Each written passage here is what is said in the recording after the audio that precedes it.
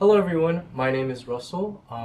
I'm the Student Director of Marketing at the Well, and this is the WellCast, Navigating Student Wellbeing. And this is episode 7, ASP and Black History Month. And today we have... Hey everyone, Dr. Jamal J, Myrick, he, him, his pronouns, and I have the opportunity and honor to serve as the Director of African Student Programs, and I'm super excited to be here with you today and looking forward to a wonderful conversation. Awesome. Thank you, Dr. Myrick, for coming on.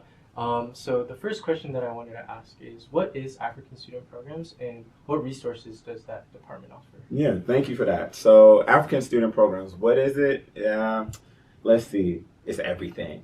African Student Programs, as I like to say, is a home away from home for many of our Black scholars. We are one of the oldest Black resource centers in the state of California. We were actually founded in March of 1972.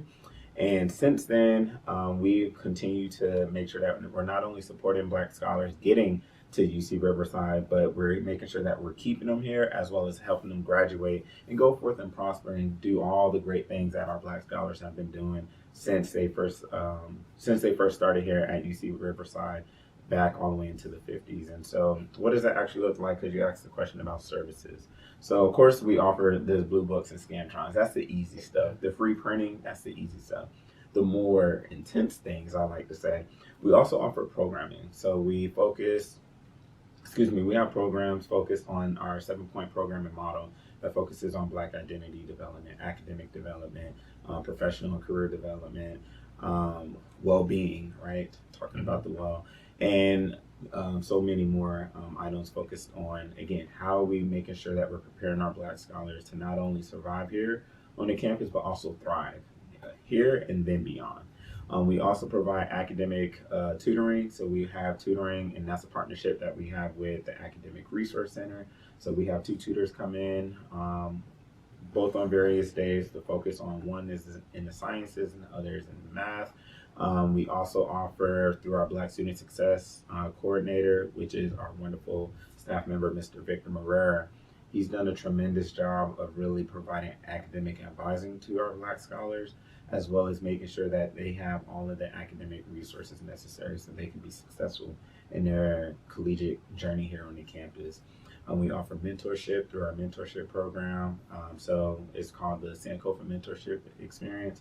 And so with that, we partner our first year scholars as well as transfer scholars. We partner them up with upper class folks to, again, help them navigate this big campus that we have here at UC Riverside. And one of the things I'm actually really proud of with that particular program are the mentors are actually paid.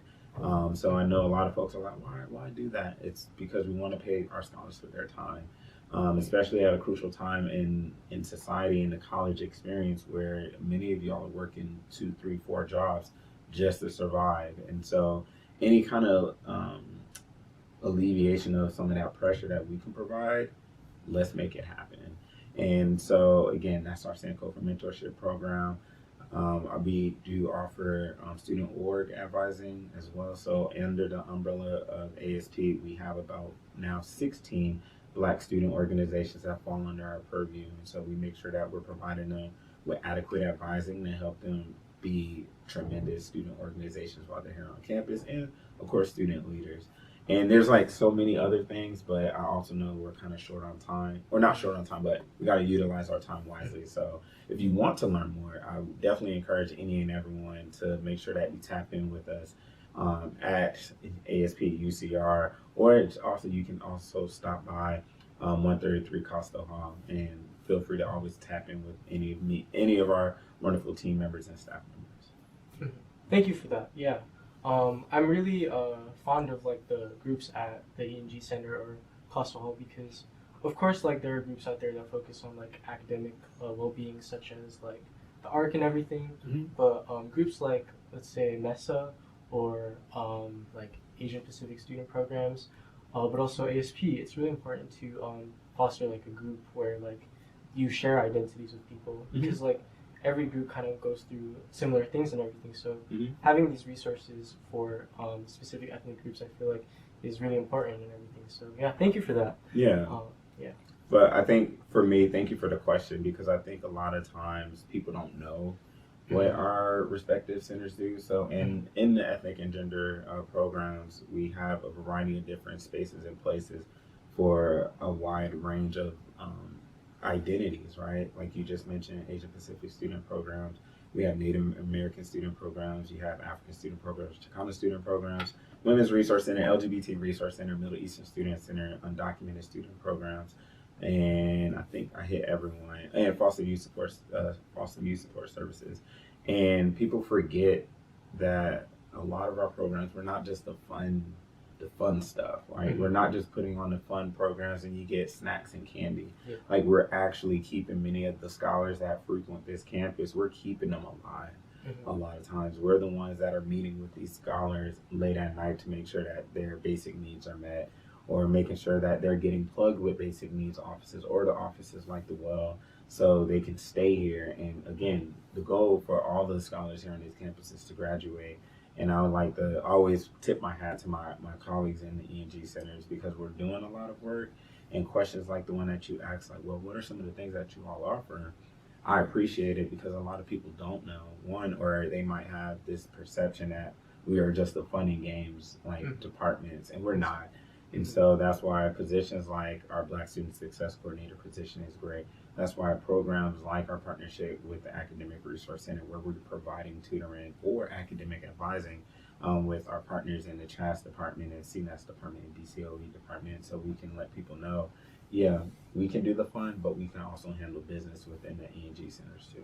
Mm-hmm. Mm-hmm. I like that you mentioned that, like, it's really important for people to like know about these resources, because I think one of the, like, not issues, but like something that needs to be addressed is like, well, we have these resources, but how do we like market it towards students? How do we let students know that these resources are available for them? That's one of the main reasons why like we at the Well started this podcast, is to not only shine light on like mental health, like well-being, but also just like the resources that we already have on campus and everything. So that kind of leads me to my next question: is what is the school doing well to support the well-being of Black students, and what do you think needs to change or be improved? Yeah, I think one of the things that UC Riverside is doing well in terms of supporting Black scholars, and let me take a point of privilege here. So one of the things that we do, and just so folks know, so in ASP we call all of our student scholars, and that's us kind of changing the trajectory and kind of the mindset of education when it comes to many of our Black scholars, right? Where historically folks believe that Black scholars are less than, or they believe that the knowledge that our Black scholars in many different communities, that the knowledge that we bring in from our home spaces are not necessarily valid. And one of the things that we kind of talk about in ASP is, no, y'all are scholars. Like, I can learn just as much from you all as y'all can learn from me.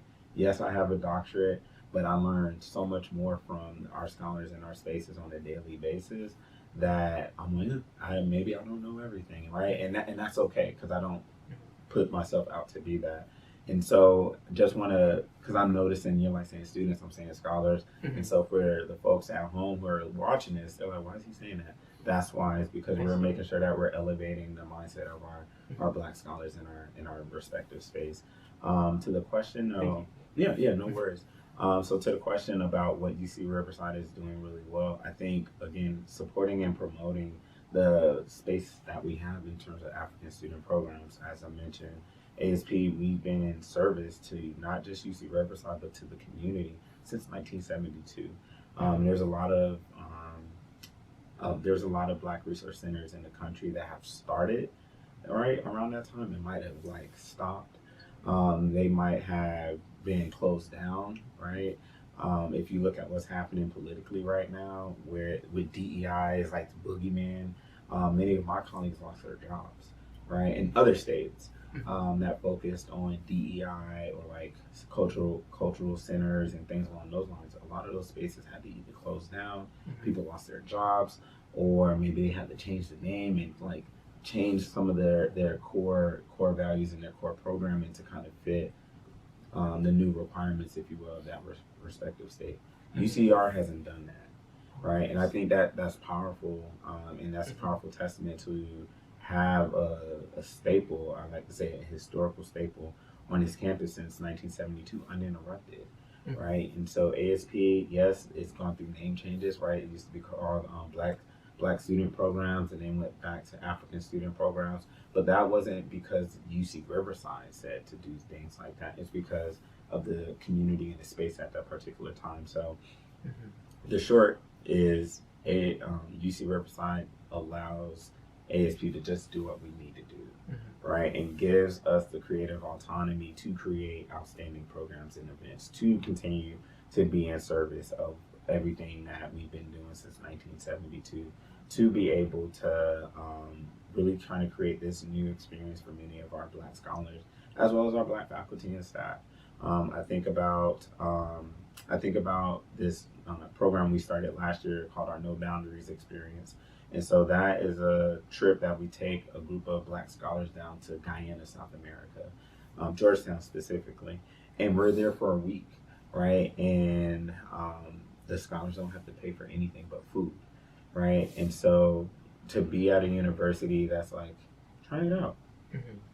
That doesn't happen everywhere. And so I think UC Riverside does a really, really great job of really just letting us cook, right? Letting us just do what we need to do, and just allow us to be as creative and free thinking as we want to be, especially with our scholars. I think where UC Riverside can definitely improve, and not just with Black scholars, but I'm thinking about many of our scholars on this campus, is the financial pieces, right? And providing more scholarships and more grants. I think for our particular community, that's one of the big things I've noticed since the pandemic, since returning back from the pandemic, the financial need. I have many scholars that are really working. They're working like 2-3 jobs, on top of being a student leader, on top of taking care of the home, on top of being a scholar. And so I definitely think if UCR wants to continue to see Black scholars thrive on this particular campus, is providing more financial, either financial aid, scholarships, or grant opportunities. Almost kind of how during the pandemic, folks are getting the stimulus checks, right? Like more Black scholars need some stimulus money or something along the lines to help offset the rising cost of tuition or the rising cost of going to college in general, which is outpacing just the wages that many folks are getting, right? Because you can make $16-20 an hour, but if your cost of living is exceeding that, but your wages are still staying the same, it's a crapshoot, right? And so I would say that to me would be one of the biggest things is, one, making sure that the financial needs are taken care of our Black scholars, and then two, I also feel like having more representation around the campus. I was in this session a little bit earlier this morning, and we were talking about where can you go on this particular campus where Black scholars are highlighted outside of ASP. And if you can tell me a space, enlighten me.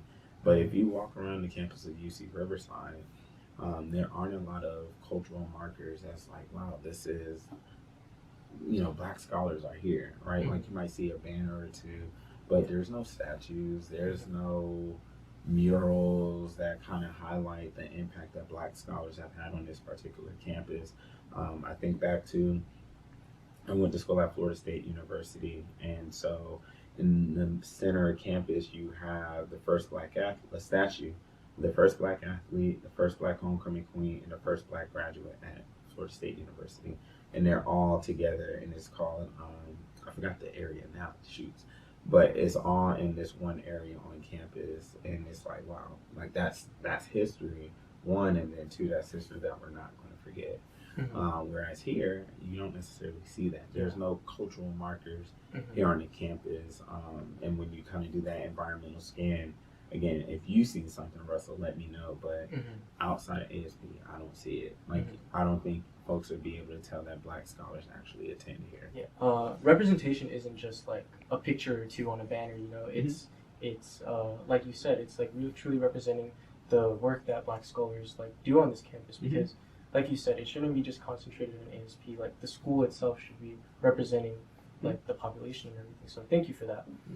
But to touch on like the financial burden that a lot of Black scholars face, like what are some scholarships offered, you think, or resources for this financial burden? Yeah, so I think one of the really good resources on the campus, one, I would say basic needs. Basic Needs has been a tremendous partner in helping us support many of our Black scholars, particularly this year, interestingly enough. So whether it's folks are needing food, right, or maybe they need housing assistance, like Basic Needs has been a tremendous partner in doing that. I think about the ECRT, so that's the Emergency Crisis Response Grant. That has been really tremendous, and that's been a pretty big added value add to the campus and again to our scholars. I think about one of the things that has been helpful also is our partnership with Residential Life. So there's a scholarship named after a scholar who passed away. Her name was Latasha K. Wallace. And so that scholarship goes to helping a Black scholar that lives in the Pan-African Theme Hall. And so, you know, resources like that is always really, really helpful.